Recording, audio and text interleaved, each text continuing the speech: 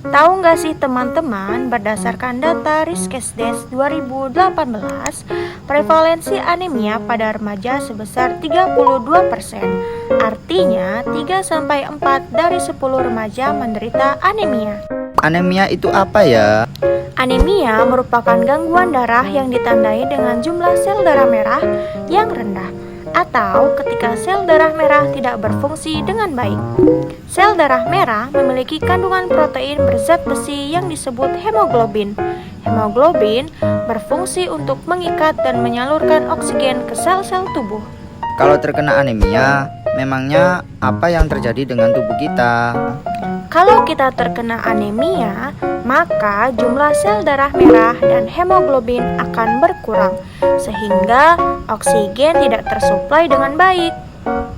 Kalau darah rendah, apakah sama dengan anemia? Tidak dong, kurang darah atau disebut juga dengan anemia merupakan kondisi yang terjadi karena tubuh kekurangan hemoglobin. Sedangkan tekanan darah rendah atau hipotensi terjadi karena tekanan darah di dalam arteri berada di bawah batas normal. Kenapa sih remaja putri rentan terkena anemia? Pada umumnya, masyarakat Indonesia termasuk remaja putri lebih banyak mengonsumsi makanan nabati yang kandungan zat besinya sedikit, sehingga kebutuhan tubuh akan zat besi tidak terpenuhi. Selain itu, remaja putri biasanya ingin tampil langsing, jadinya kita membatasi asupan makanan deh. Wah, iya tuh, bener banget. Ada lagi kak sebab yang lainnya? Ada. Setiap hari, manusia kehilangan zat besi sebanyak 0,6 mg yang diekskresi, khususnya melalui feses. Nah, pada remaja putri, kita juga akan mengalami haid setiap bulan. Karena hal itu, kita sebagai remaja putri kehilangan zat besi kurang lebih 1,3 mg per hari.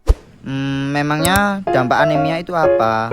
Bagi remaja putri, dampak anemia yang pertama yaitu penurunan imunitas, dan yang kedua adalah penurunan konsentrasi belajar, sehingga prestasi belajar kita juga bisa menurun. Selain itu, anemia dapat mengganggu kebugaran dan produktivitas. Dampak panjangnya beresiko menyebabkan kematian saat melahirkan dan menjadi salah satu penyebab bayi lahir prematur. Ih, serem ya. Pasti kamu nggak mau kena anemia kan? Ya dong, aku nggak mau terkena anemia. Oleh sebab itu, aku melakukan pencegahan dini dengan cara melakukan pemeriksaan konjungtiva. Pemeriksaan ini dilakukan dengan melihat bagian dalam kelopak mata. Apabila konjungtiva pucat, maka dapat menjadi indikasi awal terkena anemia.